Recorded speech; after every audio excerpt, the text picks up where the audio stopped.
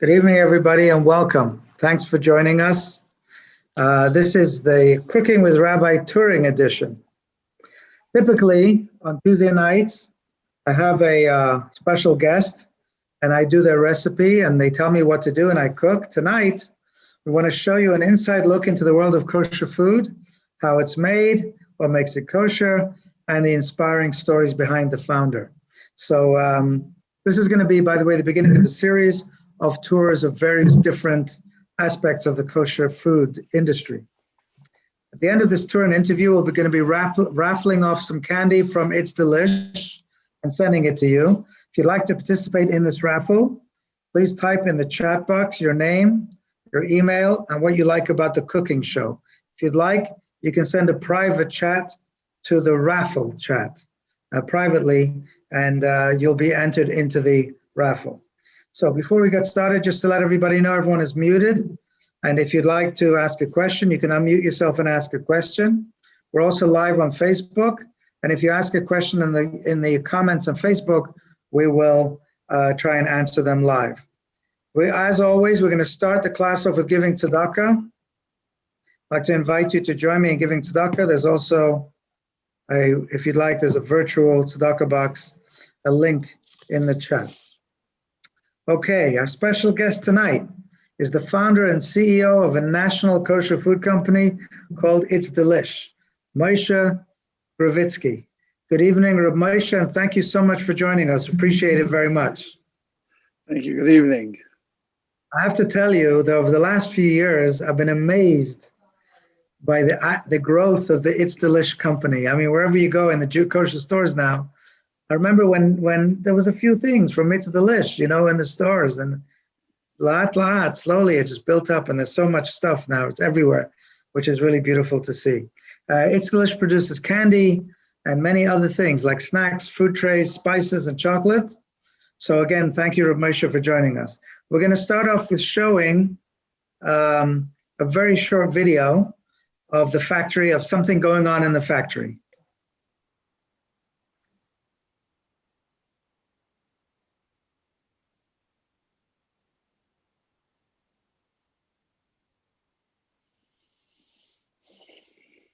Okay, Reb Moshe, can you tell us, please, what is going on over there? So how many minutes can I dedicate to this segment? You tell us. It's your time. Your time.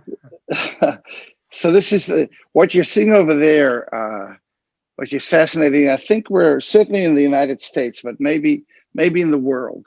We're the only company that has separate dedicated chocolate lines and tanks to things like Chalav Israel, things like Power of Chocolate, milk chocolate. All of our chocolate over here in-house is Chalav Israel. For those who are interested in it, we never charge more for it.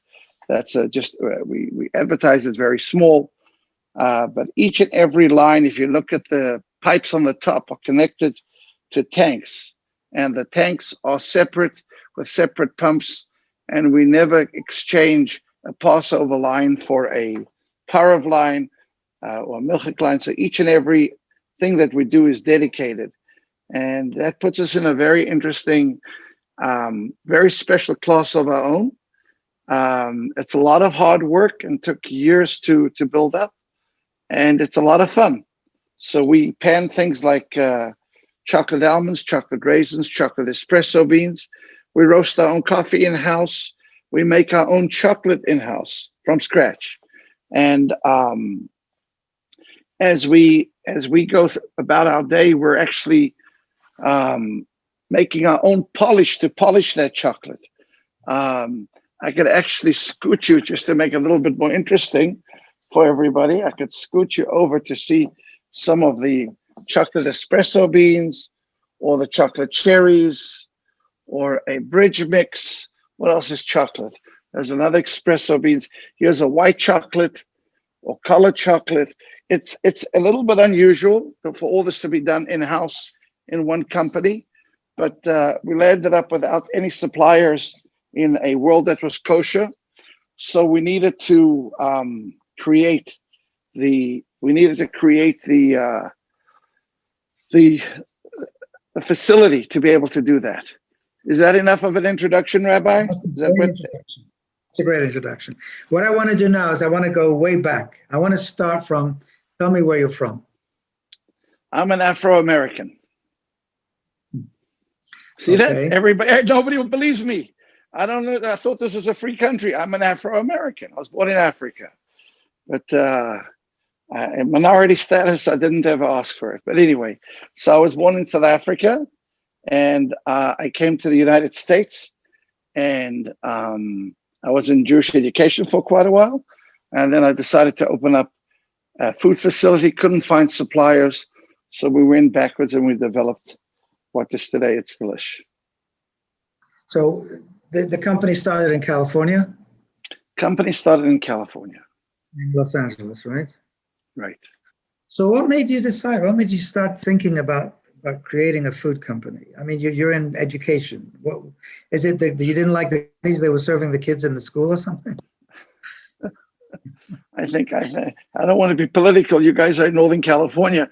I think they cut the lunch programs and there was no sugar involved, so we had to take matters into our own hands. No, that wasn't quite the story.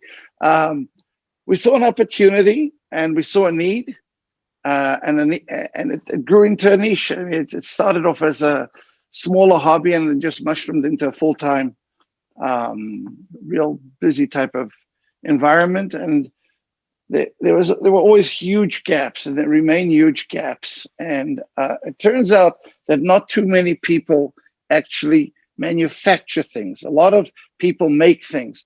I am not a very big fan of running around to bring stuff. It takes months and months, and it's not necessarily fresh. So when we stuff, you mean from other countries or from other other countries, right? Kosher was captured by the fact that we want to make, forgive me, a lot of profit, and so we'll roast something in one place and move it to another place, and we have everything under one roof. We have the equivalent of like 25, 30 factories under one roof that we accumulated, giving us the ability to keep things fresh.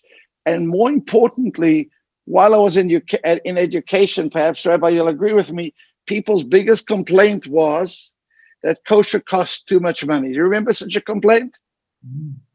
Oh, yes. And the quality wasn't that great also. Listen, I'm sure everybody meant well and means well, but that to me, when I was in my bout of trying to speak to Jews about the wonderful aspects of Yiddishkeit, the cost always came up, that it's a little bit tough. So we've undercut the market, and the only way to do that is to become the manufacturer. It's a lot of hard work, and we needed to bring a lot of people on board, experts from all over the world, people who ran some really huge companies in the past on the technical side. We flew in some of the most experienced companies in Europe to teach us how to make products like licorice, some of the best of American chocolate makers who came in to teach us how to do that. And in the meantime, there were many other lessons we needed to learn. One of the things you may or may not be aware of, I'll tell you an interesting failure we just had a few hours before Rosh Hashanah.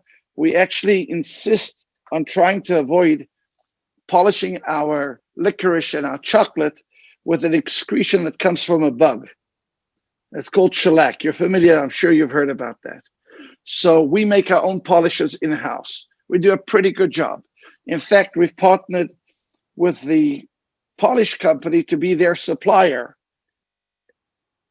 under their name, because they actually don't make it themselves either. So there's a big world of people who don't make things, but people who market things. You do not have that luxury when you're in kosher. Anyway, so just to give you a tidbit, we're making this polish, and we're not exactly we weren't exactly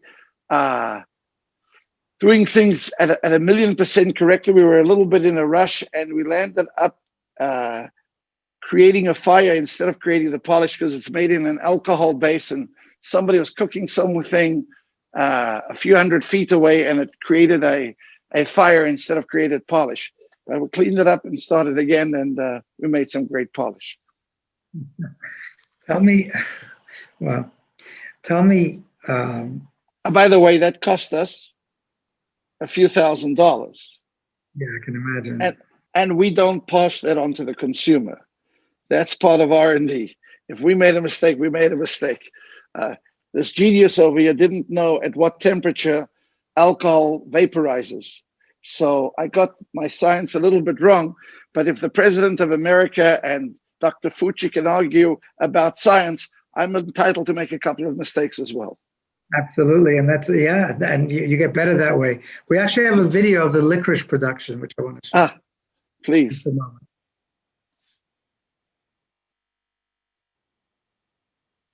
Wow.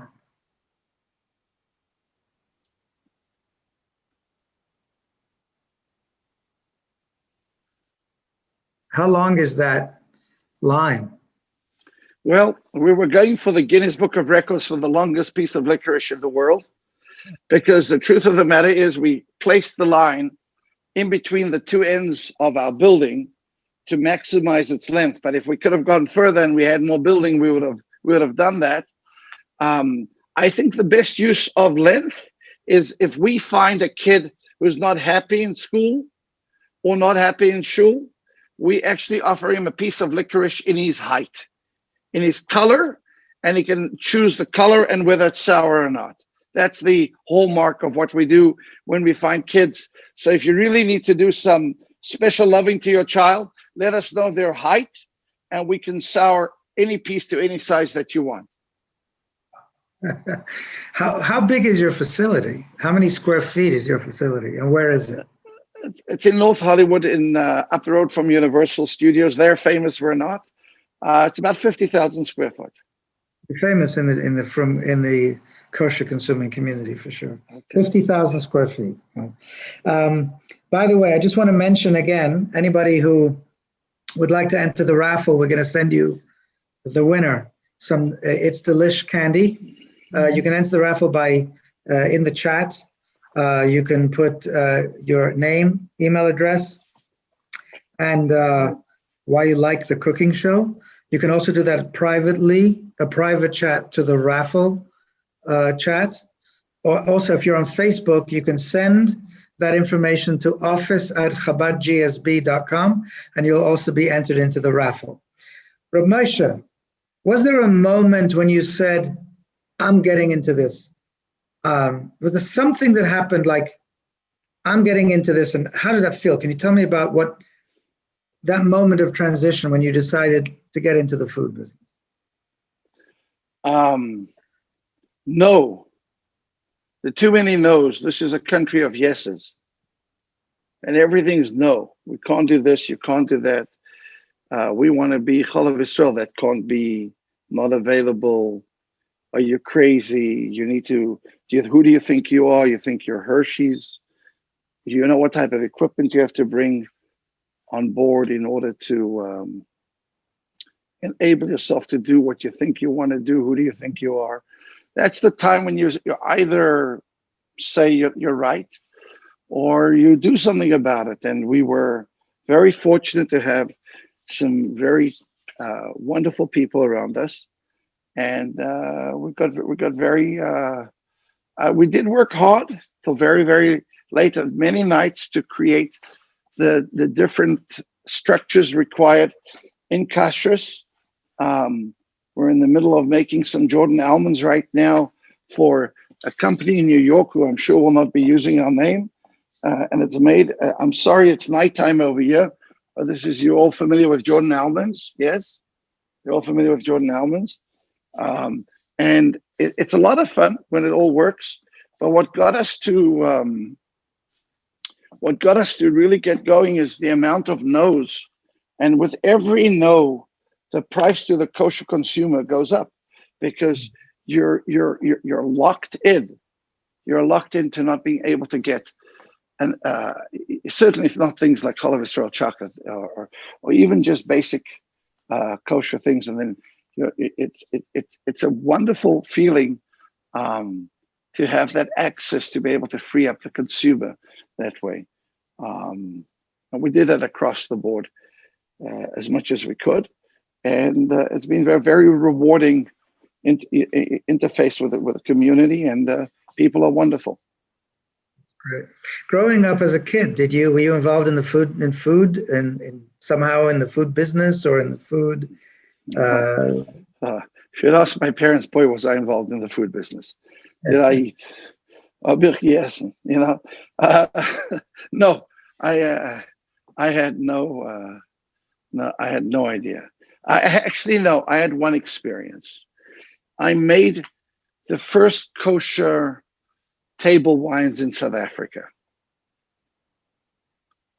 Tell me about that. We come from the tip of Africa, and I'm from Cape Town. And it was just a fascinating experience because when we grew up, our wine was made in 2 barrels at home by my father. So sometimes it was wine, and sometimes it was brandy, because we didn't know how to control. We didn't know how to control the fermentation. Huh? My father did the same. Yeah. Right. Forgive me. I'm speaking to a Chabad rabbi.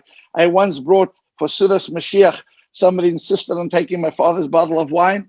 That year, he didn't go home. He slept on the carpet of Beis Chabad in Cape Town.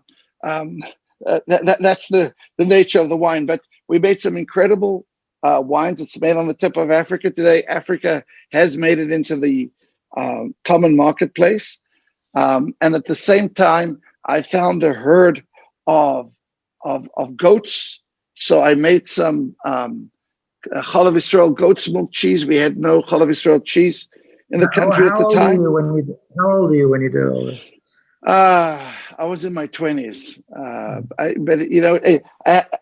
I was asked as a favor from a friend to, it was just, I was located in Cape Town, which, it's a Chabad show, so we would go to the fact that if there's even special requirements of who should see wine that's not bottled with a cork. Yes, Rabbi, that's your makbid on that, right? So we were able to accommodate everybody, and that had never happened in South Africa. That people were just thrilled to get some market share and open up new markets. In fact, one of the most interesting experiences is that Ted Kennedy at the time decided that South Africa wasn't playing ball on the international stage, and they put a boycott against the country.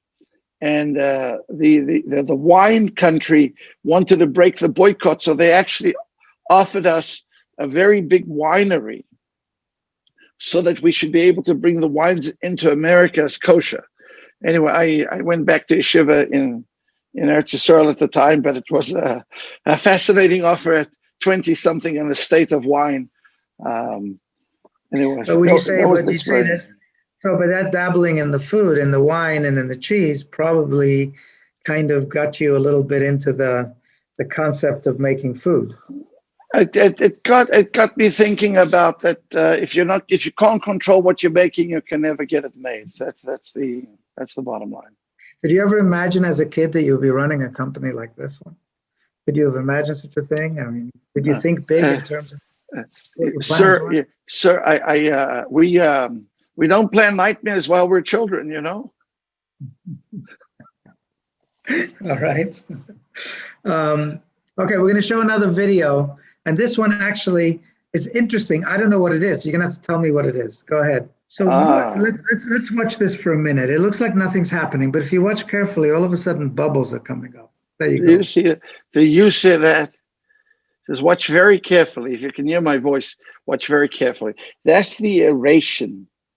That's the magic. If you're making a peanut brittle or an almond brittle or Viennese crunch, the secret is right there. That ability to get the aeration to a point where you're not going to break your teeth and it's not going to stick to your teeth. That's the point of genius, is right there. So I videoed it and I sent it out so that your audience can get a feel That's about an 80 pound or about an 85 pound copper kettle, and it makes some wonderful brittle. People like William Sonoma would buy that from us. Not for the Jewish holiday, that is, but we can't mention this on the show. Wow. All right, that's very interesting. What was the first product that you made? We started with spices. Nice. We thought that we have families, and families need to cook. And let me see if I can find you a spice over here. And if families need to pay a fortune for cooking, I'm sorry, it's not well organized. And this is an older display. So so we started, and in fact, we have many non-Jewish restaurants turning to us and buying our spices.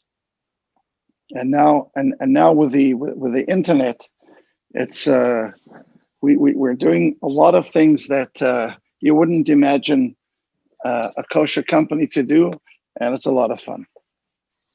Very nice. So you start out with spices. As a kid, I don't know if you want to answer this question, but as a kid, what was your favorite snack or candy or something that you make now? Oh, Oops, you just got muted. unmute. I'm going to have to admit, and I'm going to have to say protein, because I tell my kids when I come home, you need to eat protein. So you've got to have a freezer full of ice cream, but we don't make ice cream yet. After that, I think chocolate. I think there was some wonderful chocolates that we had when we were children. Do you make any high cocoa content chocolates like? We do. What makes us unique is we do not buy anybody's chocolate.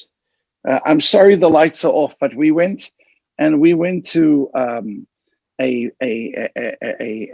manufacturer of equipment, and we bought.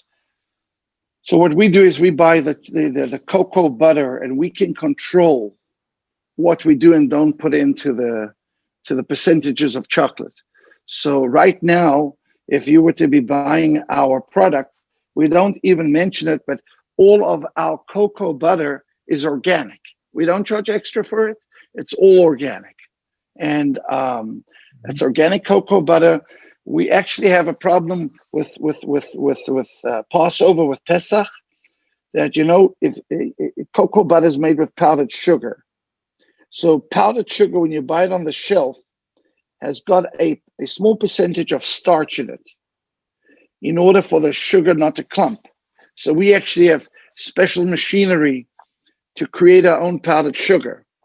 So we really get into it, and we don't buy a little bit of cocoa powder. We've selected a French chocolatier, and we get their cocoa butter, and we farm it with a lot of care, with the sensitivities that are going around the world at this point.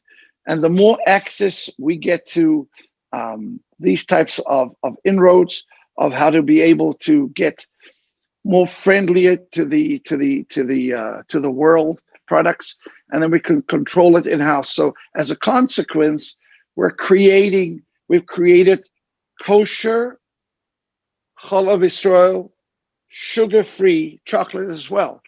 We have that available online through places like Amazon. So that's those are things. So even when we got to sugar-free, so we make sugar-free with maltitol. You shouldn't eat too much of it. It's a bit of a laxative, but but either way, that's it doesn't have aftertaste. And anybody who has a reason to like the chocolate and not like the calories, you can't. The tongue feels a grit at 1/25,000th of a particulate size. And there's a couple of ways to go at reducing the size. One is using hydraulic pressure in rollers, which we have as well on the floor.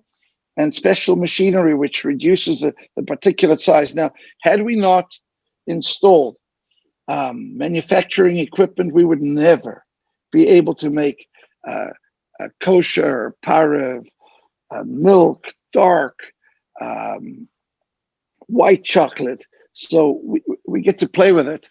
And we've had some really wonderful teachers whose background has been to run some really big companies. And for them, it's a bit of a kick because here's a rabbi trying to run it to make chocolate. It's not the usual run of the mill. And for the man who's been the inspiration to many of these recipes, he's aware that there are not too many kosher efforts to bake brilliant chocolate. I will say that 99% of our online customers are not Jewish. And why do they buy? Because of quality? Quality. We're not embarrassed. We're not embarrassed with our. We actually sell our ingredients as well. We sell our cocoa butter. So we have great ingredients and very decent quality product, and people have responded very nicely. We've even, and one of the most difficult things in kosher chocolate is to pull off, besides for white chocolate, is to pull off the different colors. Here's a dark, a light. I don't know if you can see that. A dark, a light, and a color. Does it show? Yes, you can see it. Yeah. So all these things are done in house, and when it comes to Passover time, we actually had to learn how to mix our own colors. So that helps us to remain independent of kosher problems. So there's a lot of skills that we had to pick up on the way in order to become independent. So we can, we've parts of this is a lot of fun, and that's one aspect of it.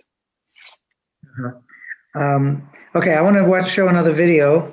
We have a couple of videos about caramel and chocolate candy. Let's take a look at those. We're talking about chocolate and caramel. Let's take a look at those videos.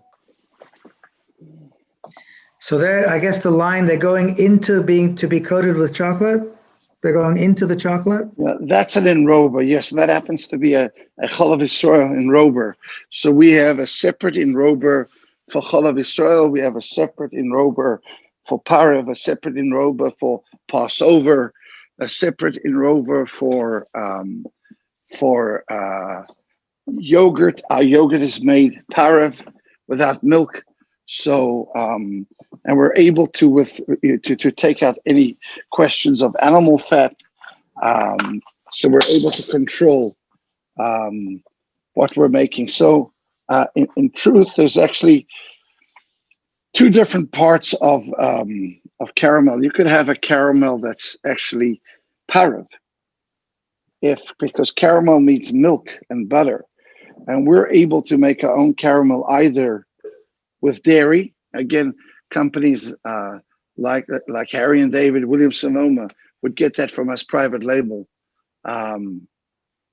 because that we would do strictly dairy, but we also make things for the New York marketplace, and people would prefer to have, because of dietary restrictions, they'd like to have this at the end of the day. But if you have dietary issues with not drinking milk, so then our non-dairy caramels are also incredible, and they mask we've managed scientifically to match the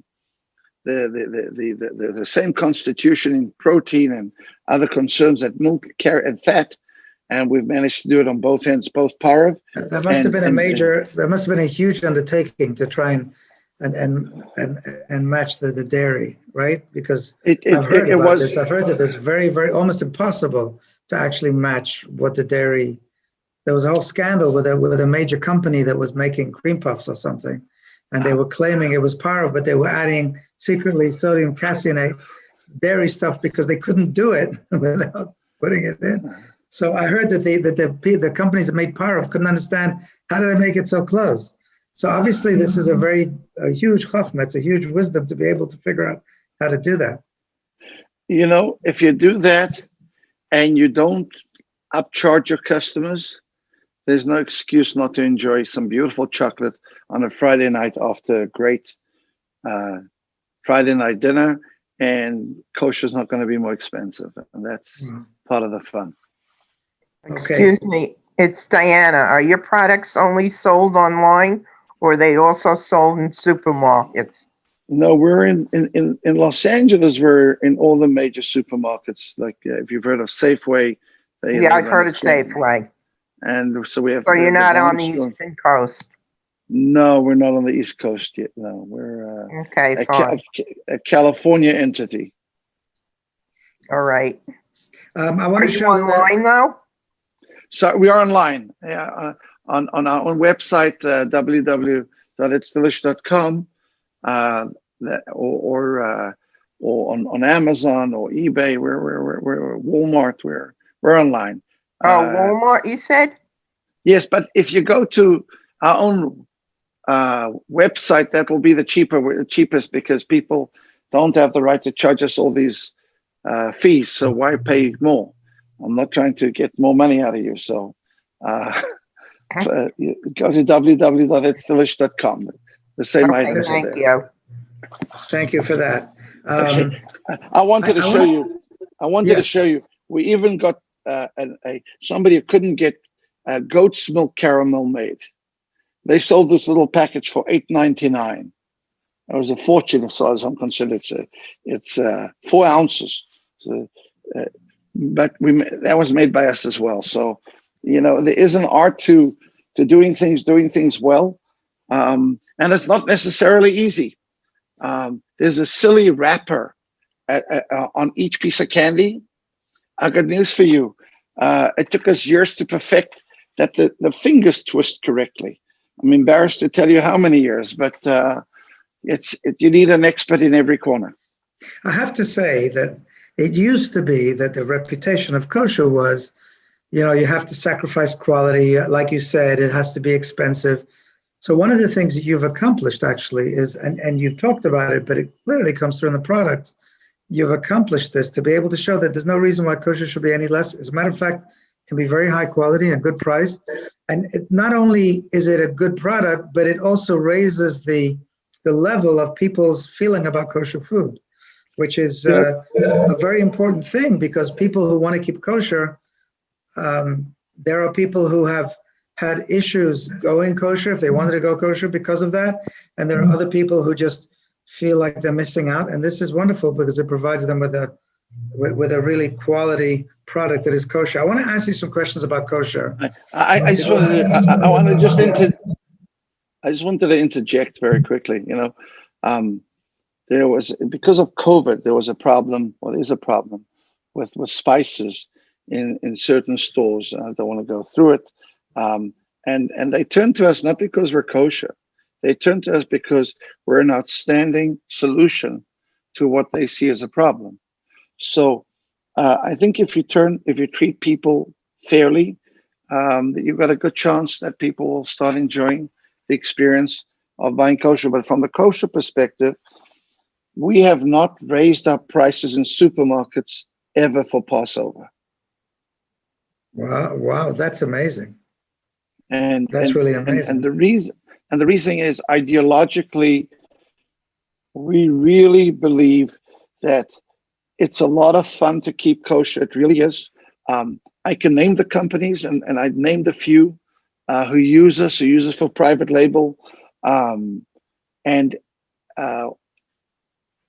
we have it in our facility. I can't begin to express how strongly we feel about the fact that we would like to have a wide, high quality variety available, and people shouldn't say, well, and the truth of the matter is that Passover time we'll end up subsidizing a lot of the products, but I think it's an incredible service that if you're a housewife and you're trying to cook and you want to have access to quality spices, and you're not being upcharged, you want to know what's the problem. Why am I not being upcharged? So, as long as my wife and I are here, please God, that's the way we feel about the community. and we would love to see our community grow. And as the community grows, hopefully vendors will come to the table and treat the community with the respect they deserve. Absolutely. That's wonderful. By the way, I just want to add that housewives enjoy it, and so do rabbis who cook. Uh, um, I just want to mention for the people who've just joined us, if you'd like to join the raffle, we're going to be raffling off It's Delish candy, some It's Delish candy, and sending it to you. If you'd like to join the raffle, you can go into the chat room, put your name and your email address and why you like the cooking show. You can also send it privately, not to me, please, but to the chat that's called raffle. You can send, or you can also on Facebook, if you're on Facebook, you can email it to office@chabadgsb.com, that information. Okay, a couple of questions. I want to go into kosher, but first I want to show the video, please, of the chocolate candy being made. I like that one. Okay. By the way, while we're doing that, I was setting that up. What is the highest cocoa content that you have of chocolate? Like chocolate bars with a high cocoa content, or Probably about, our highest one that we're making currently is about 75%. cocoa content one? It's about 75%. That's the highest one. The 75%. Okay, Yeah, good. That's yeah. good. Okay. All right. Okay. Okay. Let's see that there's I'm sorry, I said chocolate. I meant there's a taffy and popcorn videos. I'd like.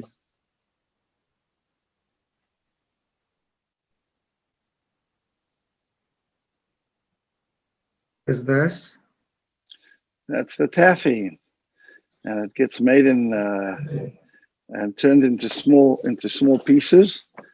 That's actually, this is more an aerated nougat fluff, taffy fluff. It's more like a marshmallow than it is a taffy, and it has special art in it. Maybe when the video's over, because in the center of each piece there's a very old candy maker's method, and the folks who taught us how to make this helped us make some really incredible nougat fluffs is what it's actually called. But the world identifies it as Did taffy. you call it Taffy's taffy in South Africa? So, but that's on this. But that's what it looks like. It presents. Did you call it taffy? It presents as taffy, but when you eat it, you're very surprised because of the marshmallow type of reaction to that. So actually, every Simchas Torah, we give away many Chabad houses. We give all the children free bags of candy. If shuls contact us early enough, we do that every year. Sadly, this year we cut back on many synagogues being closed, but we're more than looking forward, please God, to next year, to good health, to be able to give out free licorice and free candy to put some smiles on Jewish children. Amen. We're going to add at least one more to your list, the Mitzvah Shem, next year. Wow. Did you call it taffy or toffee in South Africa? Oh, in South Africa, yes. Okay, South African names. In England, we called it toffee. Toffee. Oh, coffee. That's Toffee, right. Right. So this is, if you look at the strawberry and the little dots of the strawberry. This is our banana. That's a mint. That's a mint. What else is that's a straight caramel. But that's one of the caramels we were talking about. But I'm trying to show you designs. Let's find the design. But this is designs like this. There's a cherry. You can actually see some cherries there. Those are real cherries? Those are designed cherries. Those are not real cherries. So there's an old candy. It's a nostalgic American expertise of how to put the art of the actual candy and the flavor of the candy into the candy. So I think that is a very unique accomplishment to be able to make things on such a high quality basis. Yes, yes. There's a pop. You also make popcorn. Can we see the popcorn video? Okay, please. We're going to show it. Sure. My director, producer, person who plans all this is Shira. She's behind the scenes and she's showing all. She's not here. She's wherever she is and she's showing all the videos. Okay, there's the popcorn. A little bit bigger than a typical popcorn. Home It's popcorn. actually it's a very different shape. But let me show you some of the popcorn. Okay, when that comes off. Okay, so here's like a rainbow popcorn, a caramel popcorn, a zigzag popcorn. That's just some of it. So we wanted to be able to have a well-rounded snack. Whoops, did I lose everybody? Okay. No, we're here. We wanted to have a well-rounded snack factory. The challenge becomes in California is there are not that many folks in manufacturing. So if you're going to do something, you kind of want to cover the bases for the supermarket that's looking to do a best in category for a category. And why not bring some really incredible stuff to the shelf? And even there, we've been doing again at very inexpensive prices. So for example, let me just. Oops, did I lose everybody again? We're here. So over here, for example, this colored popcorn, each and every color is a flavor, and each flavor is a real flavor. So green is apple,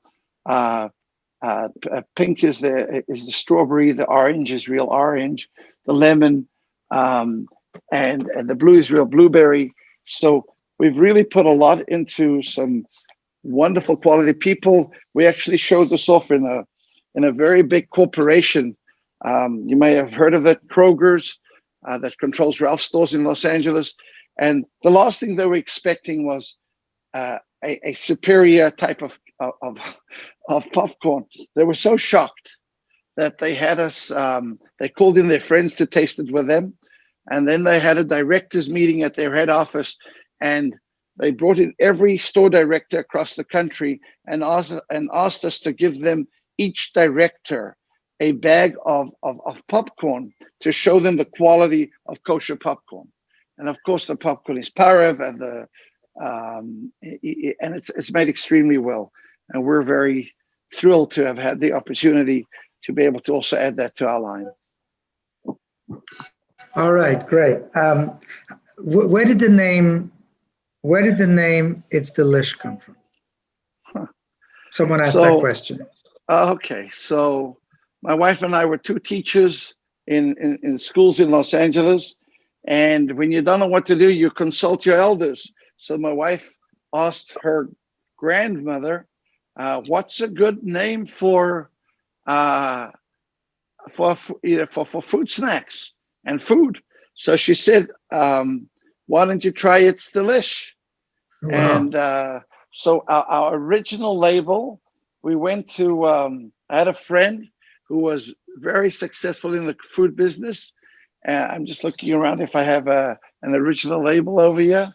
And the movie Snow White, forgive me, Rabbi, for talking about movies tonight, but the movie Snow White, the folks who designed, well, actually, I see the label. So they created a special alphabet for us, and for a decade and a half, that was It's Delish. Do you see that? I remember that. I remember that. And it was a lot of fun. And we learned about graphic art and a whole bunch of other things. And it's, we've developed into something like this at this point.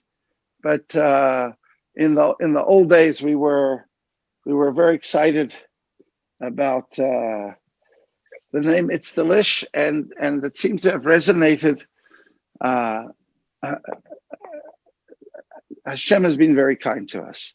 The fact that the name went over well and people have accepted the brand is a very kind thing. That's beautiful. Okay, let's talk about kosher. The specific, I want to talk about the unique, having a kosher, making kosher food, kosher candy, etc. Before I do, is an OU ceremony. Can you tell me about that? Say that again, Rabbi. What is the OU ceremony? What is the OU ceremony?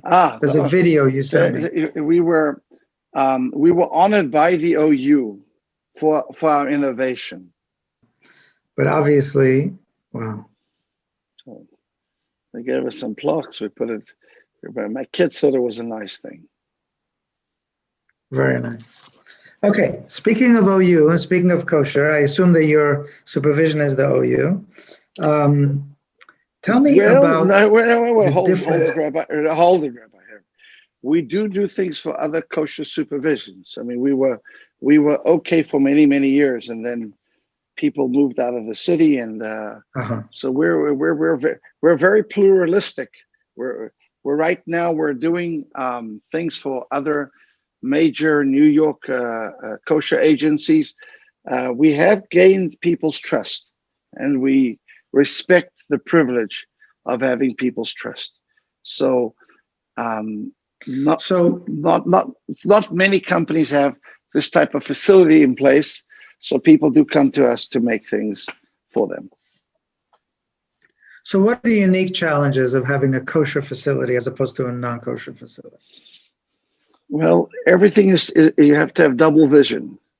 You need a separate kitchen for pariv, a separate kitchen for milk, separate lines for non-dairy, dairy, kosher for Passover, and you've got to be able to load up and be willing to invest in this type of equipment so that you can leave pieces of equipment lying a full year so that your gluten-free Passover line is truly gluten-free and Passover. And profits are not necessarily the first criteria. So if something's not available, something can't be done, then you just don't do it. Let's talk about ingredients. How different are the ingredients in kosher candy and kosher products than non-kosher? That's an interesting question. I think that the verification of ingredients is generally in all kosher organizations. There's a critical need for confirming what it is that you're actually using, and so the ingredients would be exactly the same. But for example, let's take cumin on Passover. So we have a lot of Sephardi. We have a lot of Sephardic people who love cooking with cumin. The problem with cumin, I haven't been to a cumin field in the last little bit, but cumin apparently grows near wheat. So if you're going to certify kosher for Passover cumin, you have to be certain that there's nothing there of the wheat. So you have to be very careful. So you can't just take products. The same goes for paprika. The same goes for chocolate. The same goes for sugar, powdered sugar. It's from the basics all the way up. So when you start trying to get special runs made, the commercial companies have astronomical requirements. So a small kosher company or even a medium-sized kosher company doesn't require a 5-year supply of an item, and yet everything is by this tanker load, and so that's the more tougher thing, that you're forced to spend some serious resources in order to maintain the access to raw materials, which have to be made under much stricter under much stricter So circumstances. does that mean that a mashgiach, a supervisor, has to be at the field, at the cumin field, when they're producing the cumin to make sure it doesn't mix? That's the intention, yes. Wow. And you do have people going all over the world, and therefore our paprika that's kosher the Pesach is really kosher the Pesach. And like I said, we'll sell it at the same price, but there really are all these extra you've got steps. All that of a mashgiach, they're checking it out. Right. And in you said something about polish before. I understand you mentioned it, but you said that they use shellac. Shellac is from an animal or some kind of a bug, isn't it, or some kind of non-kosher something? So we have shellac is a dispute amongst ourselves. Is it like honey or is it not like honey? And if you lose my audio, my ear headset, I might have to put you on speakerphone. But shellac is an excretion of a beetle, and in the OU it's treated like it is honey, and that's the basis for treating it like honey. So many Hasidic people have heard that in the shellac it's tested positive for protein. So there's a possibility of hello? Yeah, see you again. Yeah. Okay. So there's a possibility of its non acceptability, and so we've worked around that, and we've developed and I must say that one of the experts in the world, I'm not going to name him, I don't know if he wants to be named, happens to be Jewish, and in our early days, it was actually a major European company out of Germany that understood we wanted kosher for Passover. It wasn't shellac free. And they said, you know what? You guys are never going to be commercially viable. Here's the recipe, which is, I have to say, we were bowled over. But we've had our hand held by folks who are experts. And we pay a lot of money for that expertise, but it enabled us to develop the skills of mainstream industry, so that we've been able to provide an expertise in each and every area, and that's been and that's how we've overcome the issue with shellac, so that our licorice, which is now going to change like Marshalls or TJ Maxx or wherever it's going, or to Kroger's, is made with a non-shellac cover. Nobody would ever know the difference. The only difference is you're eating a little bit less of a bug extract, and you're actually using something a little bit more human friendly when we do it our way. Right. Is there something that someone wants to pick up a candy that's not kosher, that doesn't have a supervision, not from a kosher factory? Is there something you could tell a person that might surprise them why it's not kosher? You'd be shocked what goes into things. The idea of animal fats. In fact, when we were in a meeting with Safeway, we mentioned their name. There was an elderly man who was just wonderful, very special gentleman. He says to me, Rabbi, why don't you tell the world that your product is fat-free? No lady wants to put on weight by eating candy.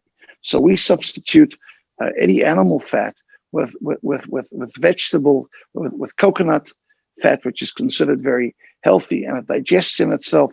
So because we're careful with kosher, we've been able to bring other benefits to the consumer that we would never have been aware of ourselves. But that's just one of them. Okay. A couple of questions that some people have asked. Why do you think that when you were starting out, everyone said, oh, you can't do it? Why do you think there were so many naysayers? The scope of doing something on this level correctly is insane. The amount of steps backwards for every step taken forward is absolutely insane. there's just too many. There's just too many steps, and it's not commercially viable. So the naysayers are not naysayers. It's just not worth the effort. But once you've made a commitment to provide best in class accessibility, I have to tell you, you talk about best in class. We have some customers who make beer. You've heard of beer, Rabbi? I've heard of beer. You heard of beer. So the finer beers are made by microbrewers, and they want to make a coconut flavored beer. So they would call us up and say, "Can you toast us coconut in just so?" And then they put that into the beer, and they take it out. You don't get the coconut, but you get the coconut flavor. So we do the toasting of the coconut for beer companies or people who are big into salads. So they want to roast their nuts just so. So it's a big deal having access to freshness and being able to control these things. And each and every step is just another step and another step. And needless to say, the government protocol doesn't change because it's kosher. It's a pretty tough government protocol. And, I got a phone call 2 weeks ago that we're a perfect match now that we're making peace all over the world. And what we should be doing is going with a halal certification as well. I am still pondering that, Rabbi. Maybe you'll give me some advice. I think it's a great idea, actually. It shouldn't be that hard after everything that you're doing already. No, they actually said to me, there's actually no need for them to come.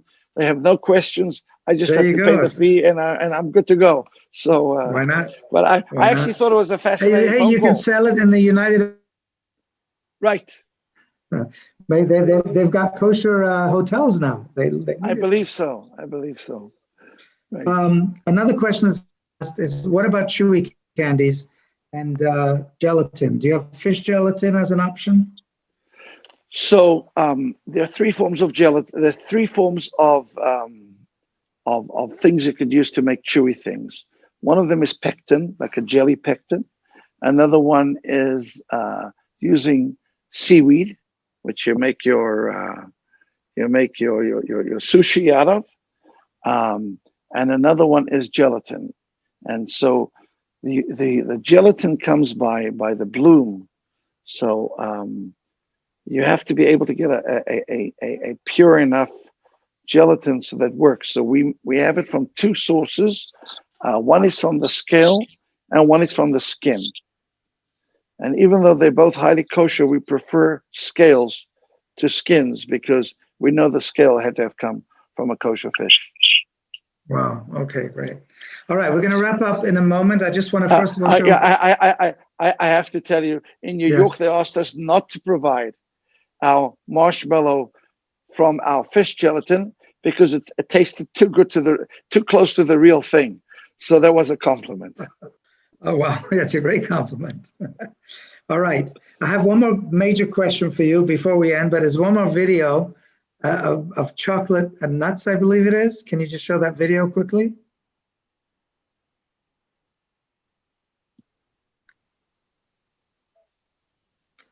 While we're waiting for that, I want to ask you if there's any advice you would give a young person wanting to start a company, an aspiring business owner in the Jewish community, and maybe someone who wants to also use his work and success to support the Jewish community.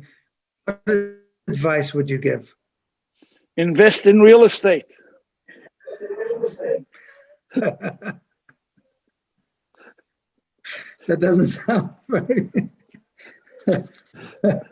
very encouraging. Rabbi, let me tell you like this. I wish I could have said it's for religious purposes.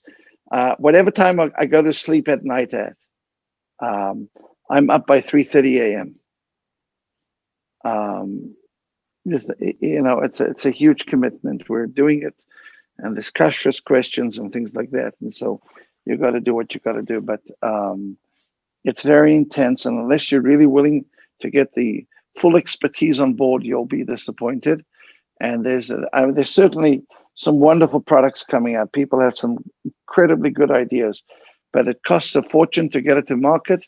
And my best advice is if you're going to start, try it online so you don't have all the expenses and all the barriers of why you shouldn't be doing it, on condition you're doing it with all the appropriate health parameters. We're going to announce the winner of the raffle in a second. Go ahead, show that video. That is chocolate candy, right? Chocolate nut candy. That's a caramel cluster. So that's the beginning of how you deposit. That happens to be par of caramel. You couldn't tell it apart, but that's a caramel cluster. We used to sell in every Nordstrom's. They used to have coffee shops an exclusive pecan caramel cluster, and that's the machine that produced it. We actually acquired a factory from San Francisco, and a lot of the equipment that you're seeing, or some of the equipment, is actually from there. So we've actually been collecting equipment for a couple of decades in order to enable ourselves to do all this under one roof. Okay, quickly, anyone have any questions? If you would like to unmute yourself and ask a quick question before we end, and I'm going to announce the raffle winner in a moment. Anyone? Okay, the raffle winner is Rachel Raffleson. And we will be sending you some candy from It's Delish. I want to tell you, Rav Moshe, I've enjoyed every moment of this interview. Thank you so much for joining us. You're doing a phenomenal thing for the Jewish community, for kosher, and for quality of food. I wish you a lot of success, a lot of hatzlacha, in both in your business and in your Torah learning. I know you get up early in the morning to study Torah, which is a beautiful thing. And I wish you a lot of success. Thank you very, very much for joining us. Thank you for giving us your time. Thank you so much, everybody. Thank you, Rabbi, for what you're doing. That's the most important thing. God bless you. Take care. Be well. Thank you. Bye-bye. Bye-bye.